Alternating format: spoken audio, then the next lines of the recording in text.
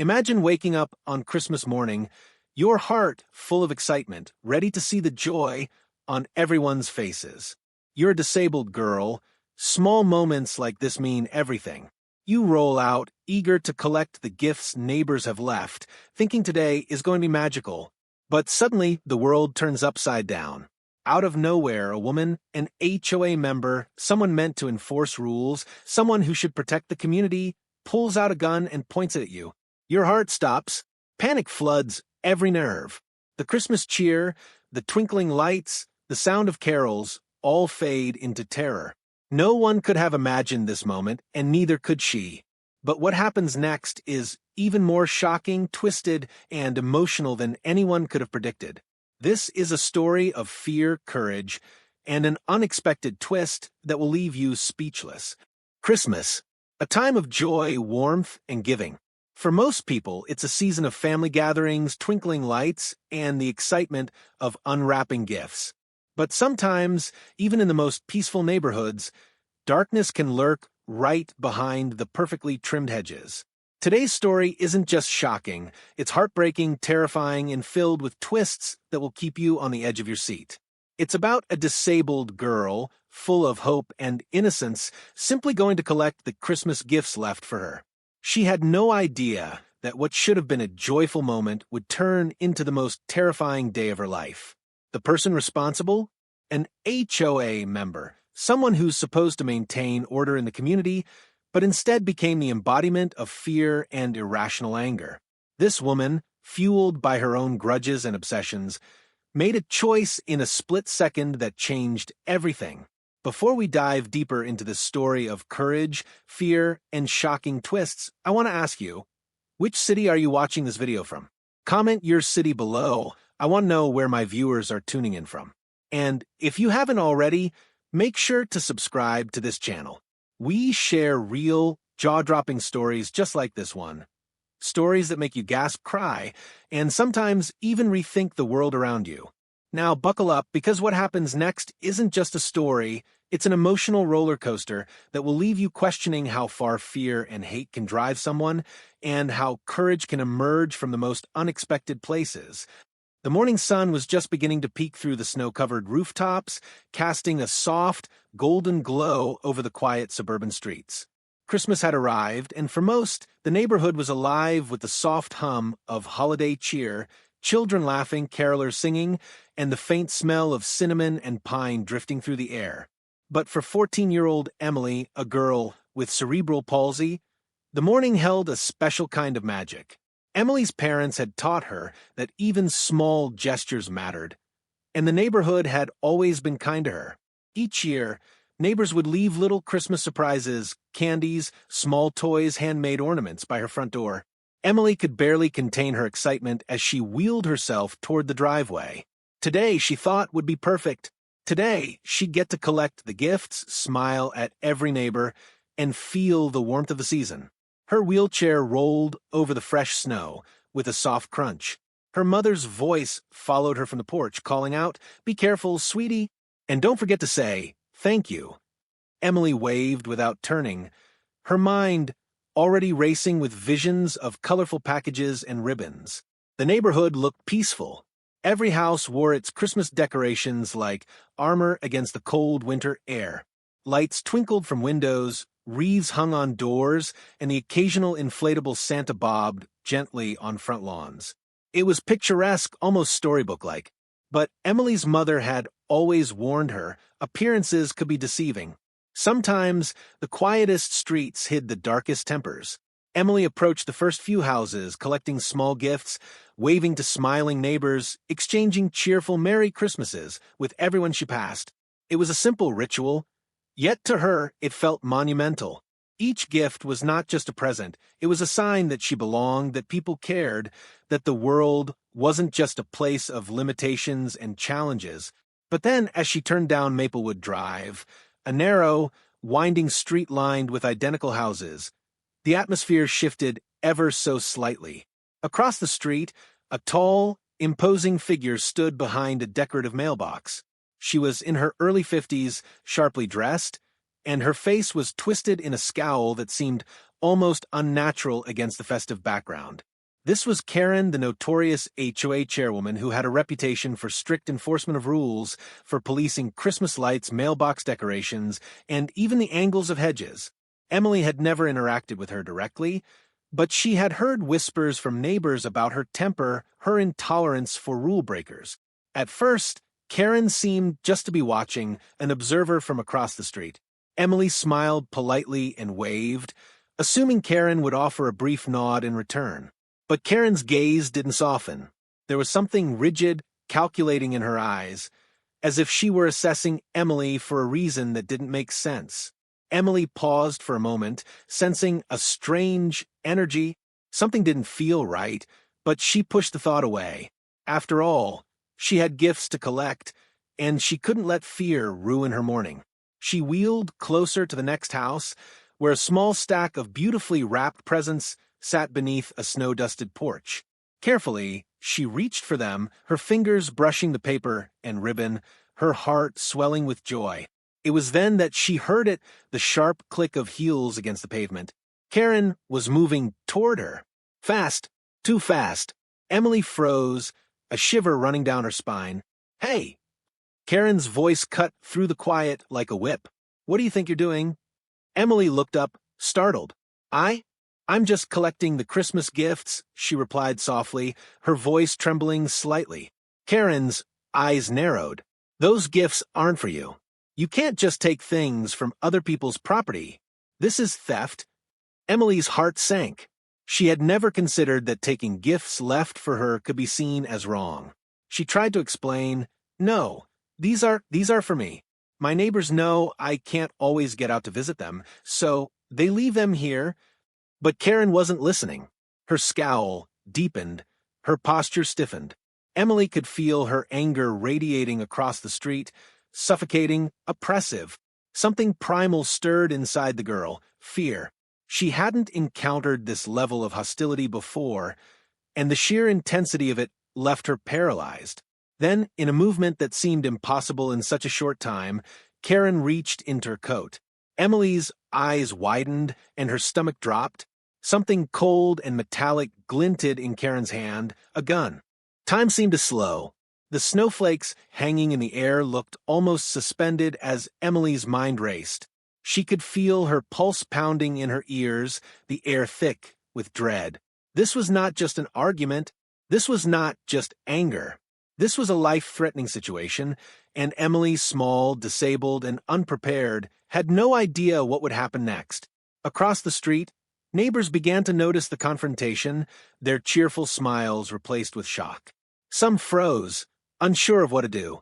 Others fumbled for their phones, dialing 911, their voices trembling as they reported the scene. But for Emily, in that instant, the world had narrowed to the figure of Karen, her gun raised, and the unbearable tension that crackled like electricity in the cold morning air. And then, just as Emily felt her hope slipping away, something deep inside her stirred. A spark of courage, of determination. She had faced challenges her entire life, and she refused to let fear paralyze her completely. But what could she do? How could a 14-year-old girl, with limited mobility, confront a woman who had suddenly become a dangerous threat? This was the moment when the calm, idyllic Christmas morning shattered into something unimaginable. The gifts, the laughter, the lights, all of it faded into the background as Emily faced the unthinkable. Little did she know, this terrifying encounter was only the beginning. The consequences of that moment would ripple far beyond that snowy street, reaching into lives she couldn't yet imagine. And what happened next would change everything. For a few terrifying seconds, no one moved. Emily's breath caught in her throat as she stared at the object in Karen's hand. Her mind refused to accept what her eyes were seeing. A gun, on Christmas morning, in her quiet neighborhood, pointed straight at her. "Ma'am, please," Emily whispered, her voice shaking so badly it barely carried through the cold air. "I didn't do anything wrong." Karen's hand trembled, not with fear, but with rage. Her face had lost all traces of humanity, replaced by something cold and unrecognizable. "You people always think the rules don't apply to you," she snapped. "This neighborhood has standards." Emily didn't even understand what Karen meant by "you people." Her chest tightened, tears welling in her eyes. She wanted to scream, to call for her mother, but fear locked her body in place. Her wheelchair suddenly felt heavier than ever, like it was anchoring her to the ground. Across the street, a neighbor named Mr. Thompson stepped forward cautiously. "Karen, put the gun down," he said, raising his hands. "This is a child. It's Christmas. Let's all calm down." Karen didn't even glance at him. Her eyes were fixed on Emily, burning with accusation. "She's trespassing," Karen shouted, "and I won't allow criminals in this HOA." The word criminal hit Emily like a slap. She had spent her whole life fighting assumptions, people thinking she was weak, helpless, less than, but never this. Never someone treating her like a threat. "I'm disabled," Emily said softly, her tears finally spilling over. "My neighbors left these for me. That should have ended it. Any sane person would have stopped. Any decent human being would have realized the mistake. But Karen didn't. Instead, she took a step closer. That's when everything spiraled out of control. From the porch down the street, Emily's mother had heard shouting. She ran outside barefoot, panic flashing across her face. "Emily," she screamed, "get away from her." But it was too late. Karen's finger tightened. A loud crack shattered the air. The sound echoed down the street, bouncing off houses, slicing through Christmas music still playing faintly from someone's living room. Birds scattered from trees. Neighbors screamed. Emily felt a sudden jolt, her body jerking as the force knocked her sideways. She didn't feel pain at first, just shock. Her ears rang, and the world tilted violently. Her wheelchair tipped, and she hit the snowy ground, gifts spilling around her like broken promises. "Emily," her mother cried, running toward her, dropping to her knees. For a brief, horrifying moment, no one knew what had happened. Was she alive? Had she been hit? Emily lay still, her eyes wide, staring up at the gray winter sky. Snowflakes landed on her cheeks, melting into her tears. Her body trembled uncontrollably, not from injury but from terror. "I didn't mean," Karen muttered, finally lowering the gun, her confidence evaporating. "She shouldn't have." "You shot a child," someone screamed. Sirens wailed in the distance. Someone had called 911 the moment the gun went off. Phones were raised everywhere now, recording, capturing every second. Karen's face drained of color as she realized what she'd done, and how many witnesses there were. Emily's mother cradled her daughter, checking her desperately. "Talk to me, baby. Please talk to me." I'm here," Emily whispered, her voice weak but steady. The bullet hadn't struck her directly. It had hit the pavement near her, the impact knocking her over. But the trauma, the terror, had done something far worse than a physical wound. Police cars screeched to a halt. Officers rushed in, guns drawn, shouting commands. Karen dropped her weapon, hands shaking as they cuffed her on the spot. "This isn't over," Karen said suddenly, her voice cold again as she looked toward Emily. "People like her don't belong here." That sentence sealed her fate. Neighbors gasped. Officers exchanged looks. One of them shook his head, slowly. "Ma'am," he said firmly, "you're under arrest for aggravated assault and reckless endangerment." As Karen was led away, she screamed about HOA bylaws, about rules, about entitlement, but no one was listening anymore.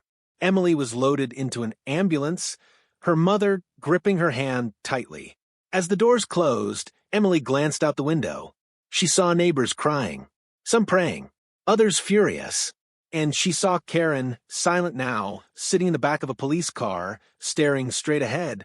Emily didn't know it yet, but that single moment had triggered something far bigger than anyone on that street could imagine. Because this wasn't just about a gun. It wasn't just about Christmas. And it definitely wasn't just about HOA rules. What Karen didn't know, what she couldn't have known, was that Emily's story was about to explode across the nation. And the consequences? They were coming fast. The ambulance doors slammed shut, sealing Emily and her mother inside a small, sterile world filled with flashing lights and hurried voices. The siren wailed as they sped away, cutting through the once peaceful Christmas morning. Emily lay strapped to the gurney, staring at the ceiling, her body shaking uncontrollably. The paramedic kept reassuring her, checking her vitals, but the fear clung to her like a shadow that refused to fade. "I'm right here, baby," her mother whispered, gripping Emily's hand with desperate strength. "You're safe now. Mommy's here." But Emily didn't feel safe.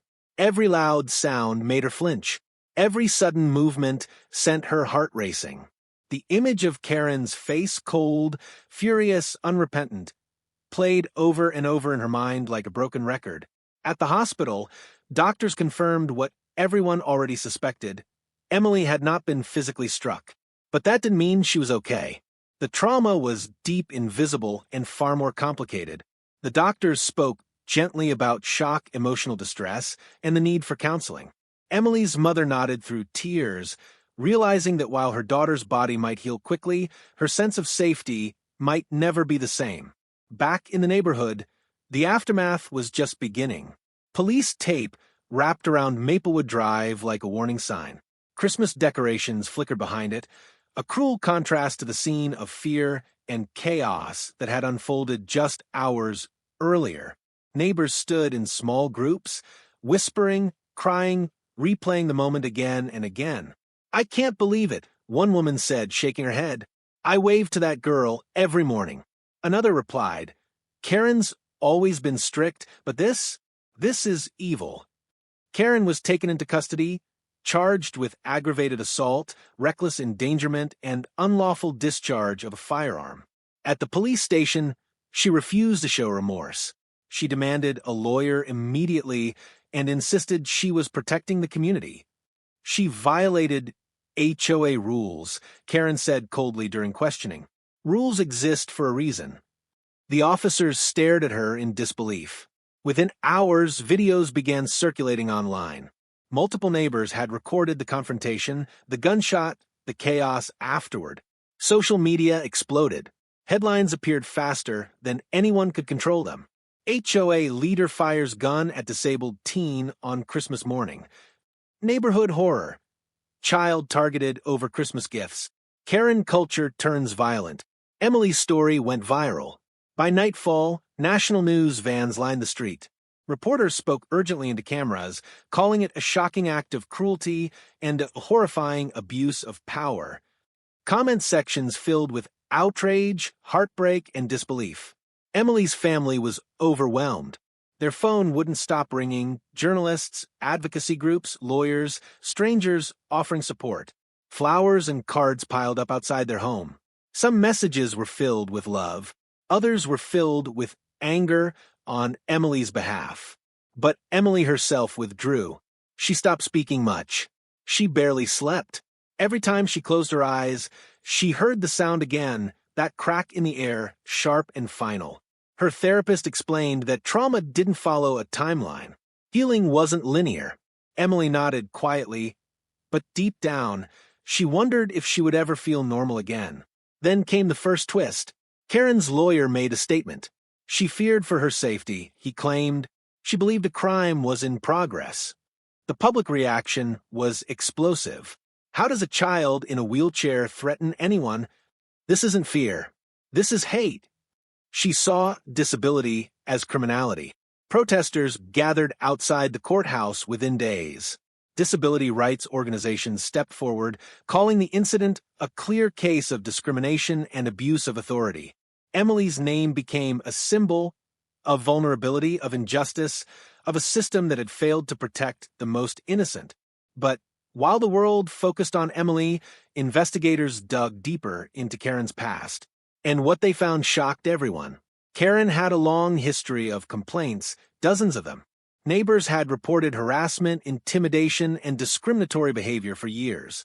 Minor incidents that had been brushed aside as Karen being Karen.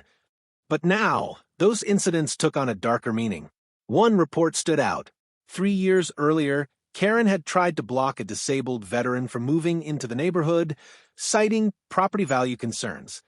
Another time, She fined a family for installing a wheelchair ramp without HOA approval, even though it was legally protected. The pattern was undeniable. Karen wasn't just obsessed with rules.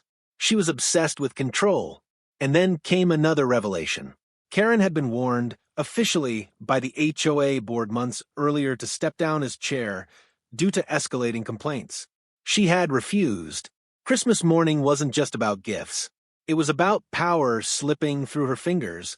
Meanwhile, Emily's mother faced a choice she never expected to make. A civil lawsuit was suggested, one that could hold Karen and the HOA accountable. Lawyers believed the case could set a precedent nationwide. Emily overheard the conversations. "I don't want her to hurt anyone else," Emily said quietly one night, her voice barely above a whisper. "Not ever." Her words changed everything. This was no longer just about justice for Emily. It was about protecting others. As the trial date approached, Karen remained defiant. She posted bail. She avoided cameras. But the public pressure was mounting, and the evidence was overwhelming. Still, one question lingered in everyone's mind. Would the system truly protect a disabled child? Or would Karen find a way to escape responsibility? The answer was coming, and when it arrived, it would change lives forever. Because what happened next wasn't just justice. It was something Karen never saw coming. As the court date drew closer, the public believed they already knew who Karen was, a power-hungry HOA tyrant who finally went too far. But what investigators uncovered behind closed doors revealed a truth far darker and far more disturbing than anyone expected. The deeper authorities dug, the more cracks appeared in Karen's carefully constructed image. At first, it started quietly. A former HOA board member came forward anonymously, claiming that Karen had manipulated votes, threatened neighbors with fines, and silenced anyone who questioned her authority. Emails were recovered, dozens of them, filled with hostility, paranoia, and obsession over outsiders ruining her neighborhood. Then came the financial audit. What auditors found stunned everyone. Karen had been siphoning HOA funds for years, small amounts at first, barely noticeable. But over time, those amounts grew. Thousands of dollars had been rerouted to accounts tied directly to her name. Landscaping fees inflated. Security upgrades that never happened. Fines collected but never recorded. Karen wasn't just enforcing rules. She was profiting from them. This discovery shifted the case dramatically. Prosecutors realized Christmas morning wasn't a random outburst. It was desperation. Karen had been under investigation internally, facing removal, exposure, and criminal charges. Emily had unknowingly walked into a moment where Karen felt her control slipping away, and Karen snapped. But the most devastating revelation came next. A psychologist assigned to evaluate Karen before trial submitted a report that sent shockwaves through the courtroom.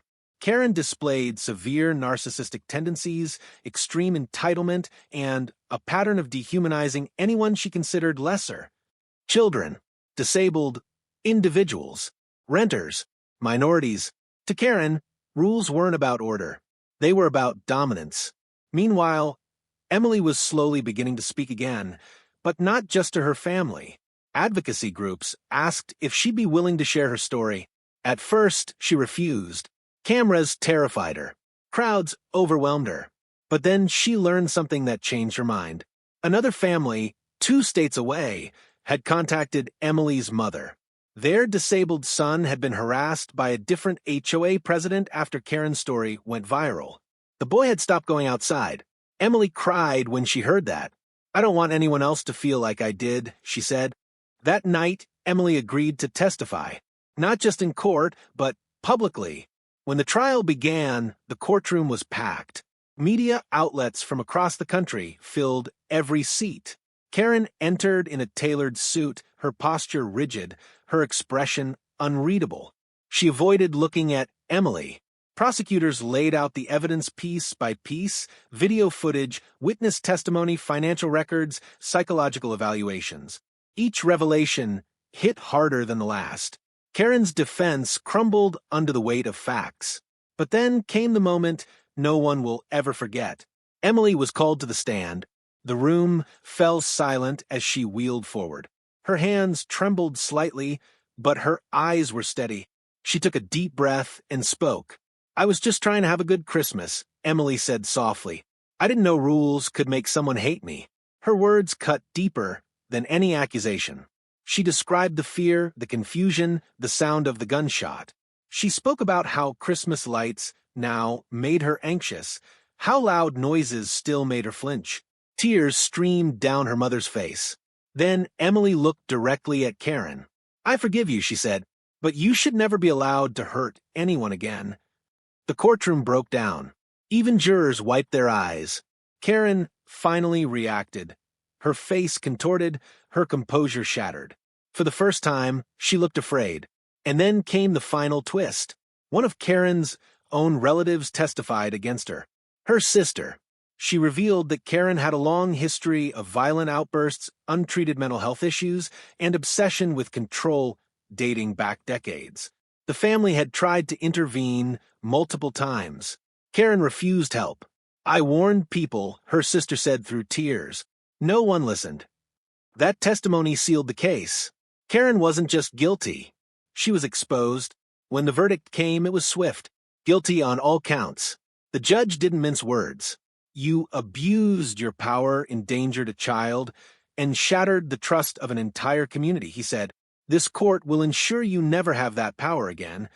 Karen was sentenced to prison, banned from holding any HOA position nationwide, and ordered to pay restitution. The HOA itself was dissolved and restructured under state oversight. Outside the courthouse, crowds erupted, not in anger but in relief. Justice had been served. But Emily's story wasn't over. Because what followed wasn't just recovery. It was transformation. And what Emily would do next would inspire millions. For most people, justice ends at the courtroom steps. A verdict is delivered, a sentence is handed down, and life slowly moves on. But for Emily, the trial was not an ending. It was a beginning she never expected. In the weeks following Karen's conviction, Emily's name continued to echo across the country. News outlets didn't just call her a victim anymore. They called her brave, resilient, a symbol of courage, words Emily had never used to describe herself.